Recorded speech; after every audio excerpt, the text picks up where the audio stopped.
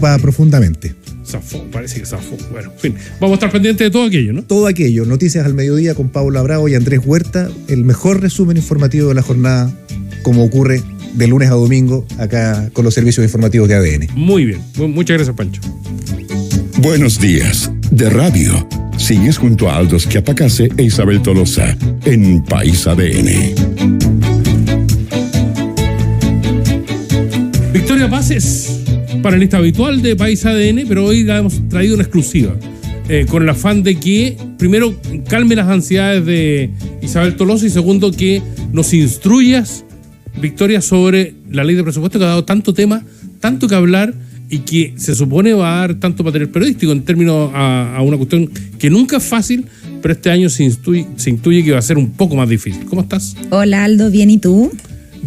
Curioso, fíjate, muy inquieto por un tema que siempre es complejo, pero yo creo que esta vez un poco más. Bueno, yo te cuento de presupuesto y tú me cuentas después de hardware. Pasando y pasando. Pasando y pasando, me parece bien. Ok. Oye, sí, bueno, la ley de presupuesto es anual, son aproximadamente 2 meses de discusión y en general tiene muchas cosas técnicas, hay veces que pasa más como piola, se podría decir, pero este año yo creo que va a ser un foco de atención, especialmente porque el tema convenios va a salir constantemente. Entonces, además de discutir la parte más técnica, que son los números, probablemente se va a discutir mucho en relación a la probidad que tienen los distintos aparatos públicos, sistemas de contratación. Así que probablemente vamos a tener 2 meses bien agitados en ese ámbito. Tiene además una cuestión que a mí siempre me ha generado mucha inquietud. Yo pensé que eran empanadas chinas, pero ¿qué son las glosas?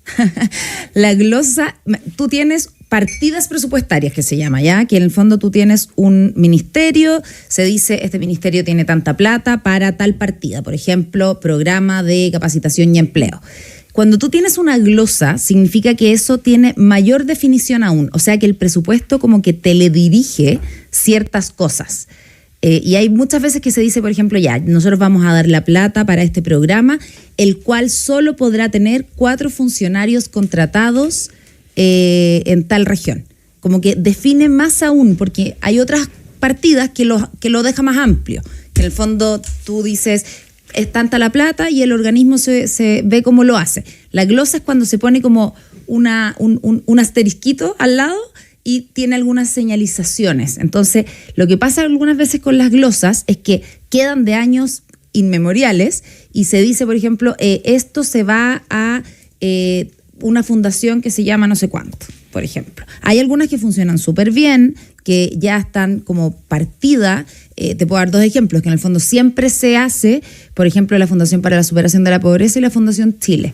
Ambas fundaciones funcionan con una transferencia presupuestaria de sus respectivos servicios, pero son fundaciones que han demostrado funcionan muy bien, que tienen 25 años de experiencia y en el fondo es distinto a lo que hemos visto en estos convenios, pero obviamente obligó a revisar todo.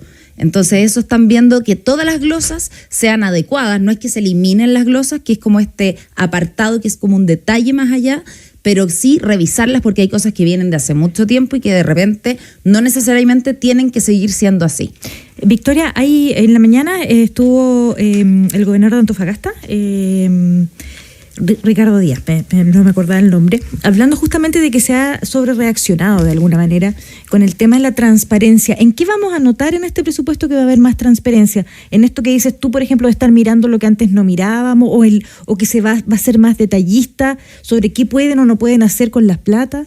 Yo creo que van a haber 2 grandes cosas. Por una parte, lo que es la revisión del presupuesto mismo, o sea, estos 2 meses, en general, yo he ido a las discusiones presupuestarias y son bien detallistas, o sea, los parlamentarios de verdad lo estudian y preguntan, piden más detalle, más que quizá los montos, lo que se hace es como fiscalizar mucho, pedir mucho en qué lo vas a gastar, y eso es bueno. A mí me parece muy bien que los parlamentarios de verdad se metan en esto porque al final es donde va la plata. Pero probablemente se van a revisar las glosas, ver que no haya glosas que están desde el año de muchos años atrás y que no tienen por qué seguir siendo así. Hay veces que, no sé, se ponía en una glosa que tendrá que ser de tal forma, pero la competencia ha aumentado, por ejemplo, en ciertos sectores, no tiene por qué seguir siendo como era. Y lo otro que ya dijeron que iban a tomar muchas medidas de la comisión que se hizo para el trabajo con instituciones, entre ellas, por ejemplo, que no iba a haber contratación directa de las gobernaciones, y eso también es muy importante porque en el sistema público tú tienes distintas formas de contratación. Una es la licitación, ¿verdad? Que tú licitas y tienes que publicarlo en una página web y llegan todas las instituciones que quieran postular y tienen que competir. ¿Ya? En general se compite por la calidad de la propuesta y por precio. Pero no siempre se hace así. Hay veces que puede ser de otras formas. Hay una forma que se llama como que es una licitación pero cerrada. O sea que tú ya si estás dentro de mercado público te pueden decir y piden 3 cotizaciones y se avanza, que también es una forma, todo esto definido por los montos. ¿Ya? Cuando es sobre cierto monto tienes que hacerlo abierto. Cuando es bajo ese monto tú puedes invitar, por ejemplo, a 3 instituciones a presentarte propuestas. Y hay otra forma que está muy cuestionada y que yo creo que va a ser vista con lupa en esta partida presupuestaria, que es la contratación directa. Que en el fondo tú mandas un informe que dices, no hay forma de que yo consiga más proveedores para esto. Solo puedo contratar a este proveedor, porque es una persona que tiene un sistema único, una tecnología que no existe, porque lleva haciendo este sistema hace mucho tiempo, cosas así. Eso se llama contratación directa. Y el problema es que, según entiendo, hay algunas de estas fundaciones cuestionadas en las que efectivamente se hizo así. Democracia Viva fue una de las que tuvo esto. Claro, y ahí tú dices, ¿por qué razón una fundación con tan poca vida, con tan poca experiencia? Tenía 2 años de experiencia, exacto. Claro, no tiene la razón para hacer una contratación directa. O sea, cuando tú haces una contratación directa, no sé, pues porque necesitas traer un científico que descubrió una molécula increíble y que en realidad lo necesitas para el Ministerio de Ciencia, te estoy inventando. Pero en el fondo una fundación tú deberías en general hacer una licitación. No tienes por qué cerrar la competencia, que al final son todos temas de competencia, de supervisión. Entonces probablemente se va a ver este detallismo en mirar el presupuesto en esos 2 temas, yo creo. Uno, que se mire con lupa, y después cuando efectivamente se implemente el presupuesto, que se exija mucho más estos temas de probidad en la contratación.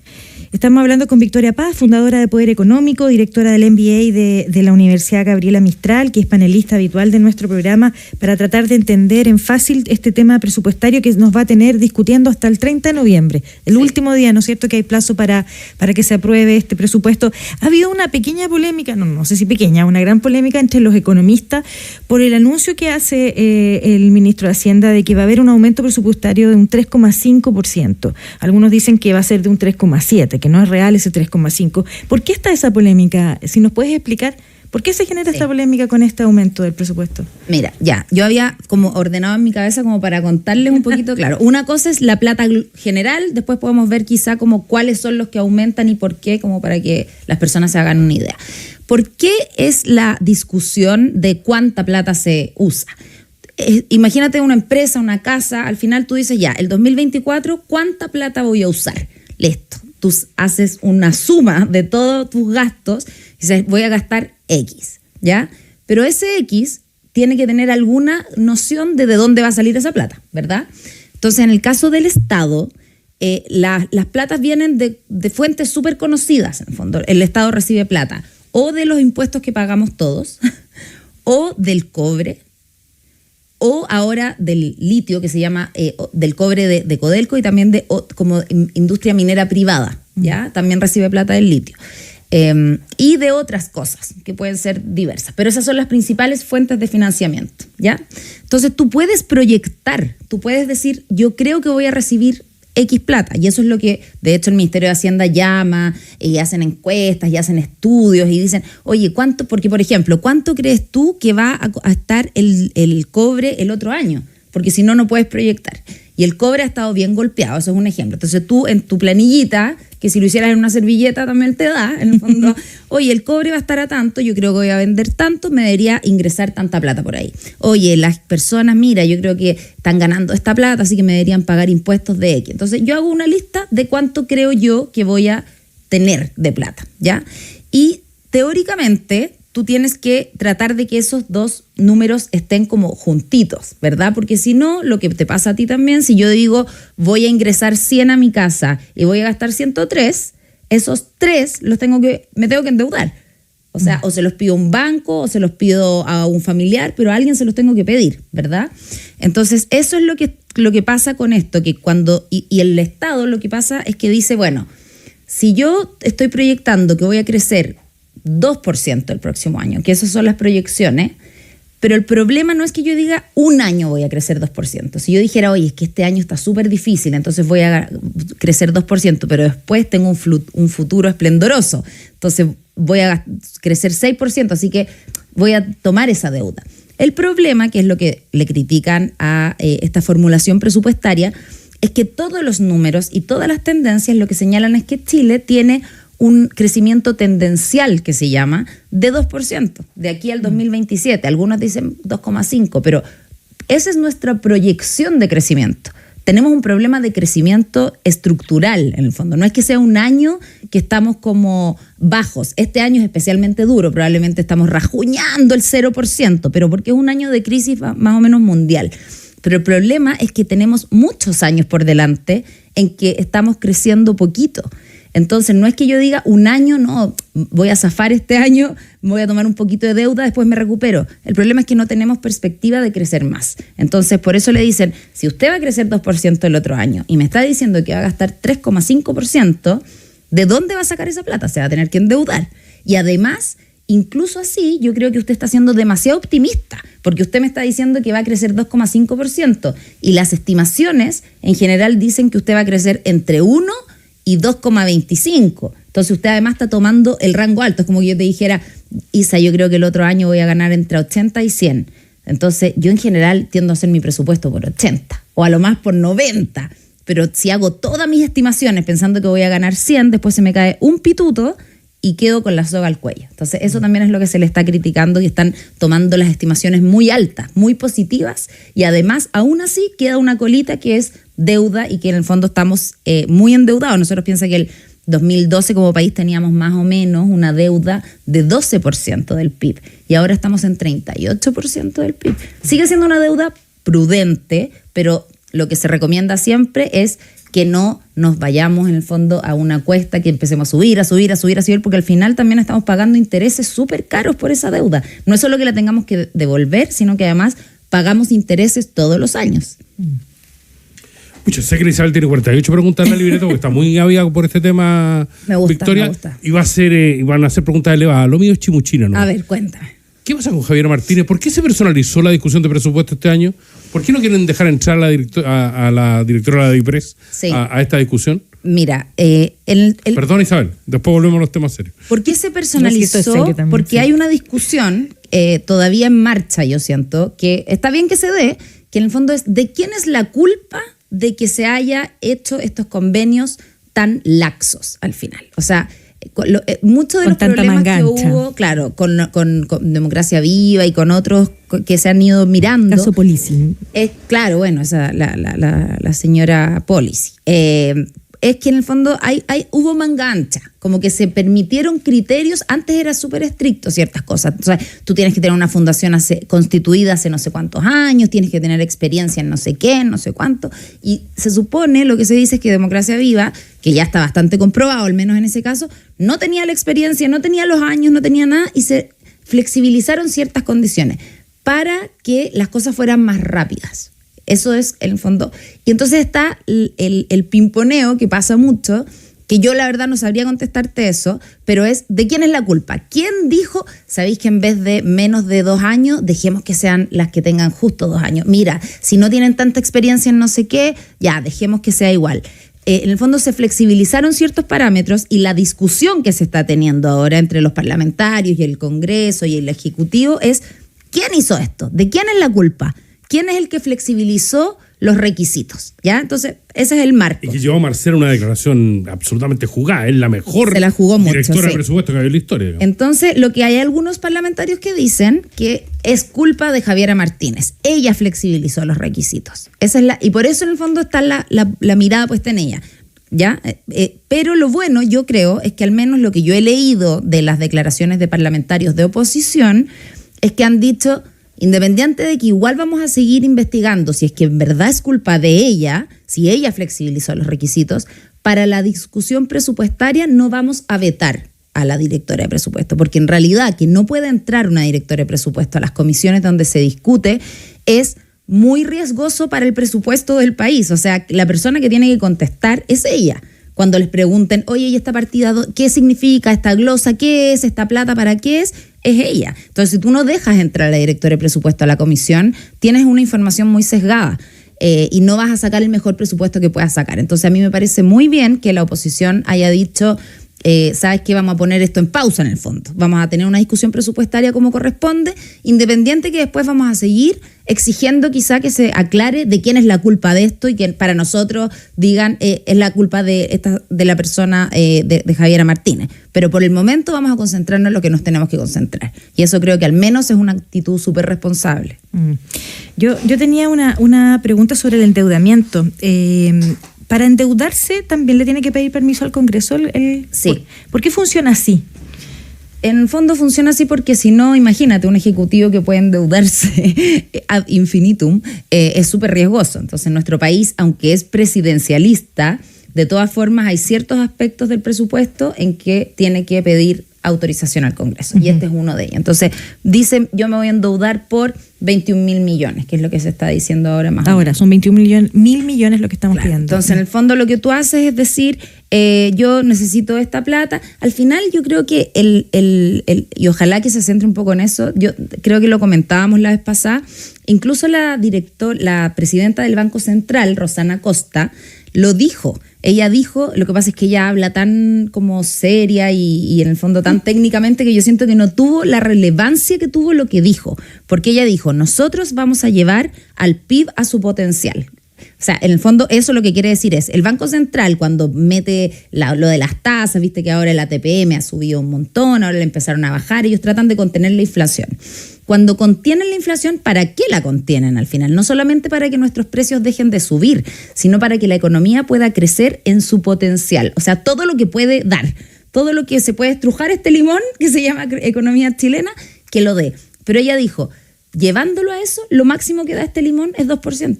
Eso es lo que dijo, que yo encontré que era increíble que lo haya dicho. Dijo, nosotros vamos a llevar a la economía a su potencial, pero tenemos que preguntarnos si ese potencial es suficiente, porque el potencial que tenemos ahora es un 2%. O sea, estrujamos todo lo que podemos, este potencial chileno, y lo que nos da es un 2%, porque tenemos baja productividad, porque tenemos problemas educacionales, en el fondo tenemos muchas brechas que hacen que no podamos crecer más, que los proyectos todavía no haya proyectos maduros que podamos ver, como incluso cuando pensamos los del litio.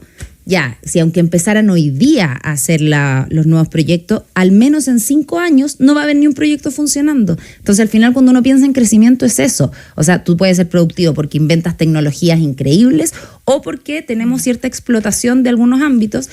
Y los proyectos de litio, por ejemplo, en 5 años no nos van a dar un peso. Ojalá que empiecen ahora, pero aún así, en 5 años no nos darían nada. Flor de combo que le pegó Marcelo hoy día a las regulaciones ambientales para autorizar los proyectos.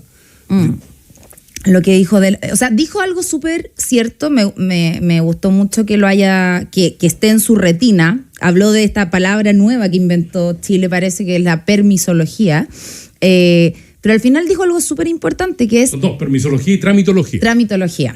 Somos como expertos en ología. Sí. Tenemos muchas cosas así. Pero al final lo que dijo es, no es que una empresa esté en un país siempre. O sea, no es tan gratis la cuestión. No es que nosotros digamos, sí, siempre van a estar en Chile estas empresas porque somos increíbles y somos los jaguares. Porque parece que ya no somos. No es que vayan a hacer la inversión igual, por más trabajo que le pongan. No somos tan jaguares. Entonces, las empresas al final uno tiene que pensar, es una persona probablemente o un equipo metiendo números a un Excel desde, no tengo idea, Canadá, o desde incluso empresas chilenas, que también las empresas chilenas yo siento que no es que quieran irse, pero sí la cosa se ve muy difícil y en sus números da que en Perú, por ejemplo, les da mejor el rendimiento. Lamentablemente los capitales sí se mueven.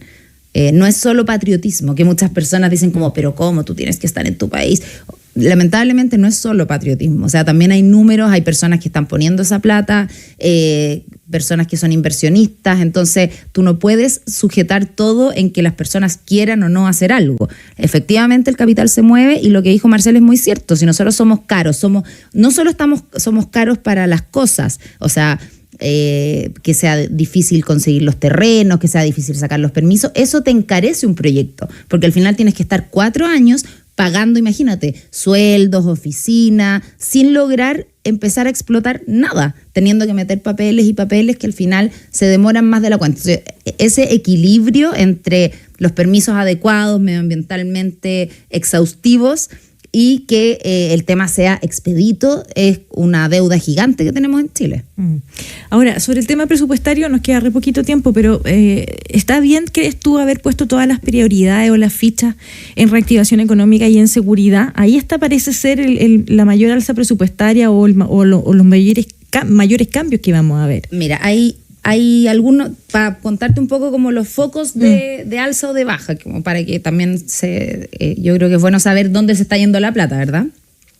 Hay un alza súper importante en salud, que es muy bueno, porque está incrementándose 1 billón, como se dijo, es un 8% del presupuesto de salud. ¿Por qué? Por las listas de espera gigantes que hay, por la falta de especialistas, la construcción de hospitales. Lo que a mí no me ha quedado bien claro, eso sí, no sé si se acuerdan cuando el presidente hizo el anuncio, dijo, y para contratar 6.000 funcionarios. Entonces yo no sé si eso tiene que ver con los 6.000, viste que cuando se terminó la alerta sanitaria... Sí, claro, con los que en el fondo tienen que ser retirados. Dijeron, bueno, la alerta sanitaria implica que estas 6.500 personas que se contrataron para la pandemia van a tener que desvincularse, y empezaron las marchas. Estamos en paro por eso ahora. Hay un paro, etcétera. Entonces, él en su discurso dijo, y para 6.000 contrataciones, yo no sé si son los mismos, si al final mucha plata se va a ir a eso. Eso yo siento que no quedó bien claro y no se ha aclarado en los siguientes días tampoco. Entonces, cuando ahora están en paralizaciones, dijeron, es que no nos quedó claro ¿qué quería decir el presidente cuando dijo eso? Pues somos nosotros, no somos nosotros, nos van a arreglar el tema. Entonces, ese es un tema importante. Después, en economía hay una alza súper importante, pero es porque viene el censo 2024. Entonces, hay una alza de 13% en su presupuesto, pero es por el censo.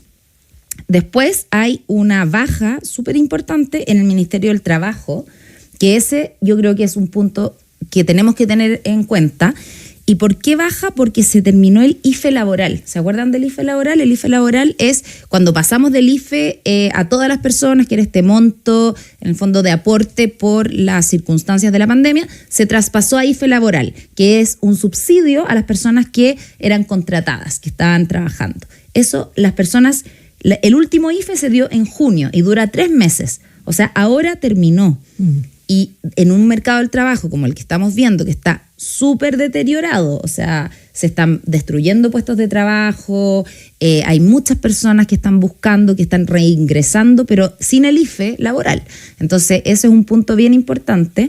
Y también se está terminando había un ingreso mínimo garantizado, no sé si se acuerdan, que en el fondo era como que se daba como un adicional para que la persona llegara a cierto monto, y eso en el fondo se está traslapando con el aumento del salario mínimo. Entonces también se elimina. Por eso cayó el presupuesto del Ministerio del Trabajo, y cayó mucho también deporte, por supuesto, porque el otro año no vamos a tener Panamericano. Así que esos son como los principales. Y bueno, y seguridad, lo que dices tú, yo creo que era impensable que hiciera este presupuesto sin decir explícitamente que iba a haber un foco en seguridad. O sea, es algo que las personas lo tienen en su número 1 de prioridades. Exacto. La preocupación está gigante, y yo creo que tiene que darle con todo a seguridad. O sea, en el fondo las personas lo que más esperaban, yo creo, es crecimiento, porque hay poca pega, porque está difícil, porque la inflación está pegando muy duro a las personas, y seguridad, porque las personas están diciendo, pucha, yo también no me atrevo a salir de mi casa, y bueno, lo vemos todo el día en las noticias, los portonazos. Entonces la seguridad también es fundamental, además, para el crecimiento. Es seca, yo la encuentro que es clarita. Te debieran llevar a explicar los temas económicos como vocera. ¿Cómo encuentro? Vocera del Ministerio de Hacienda. Tú no me quieres tener aquí, me quieres echar, Isa. Vocera del Ministro de Hacienda. No, tengo 1000 preguntas más, pero la podemos ir trayendo hasta el 30 de noviembre. Te digo al tiro que quiero hacer una secuela. Presupuesto en fácil, así le vamos a poner. Te pasaste. Muchas gracias, Victoria Paz, fundadora de Poder Económico. La pueden encontrar en Instagram,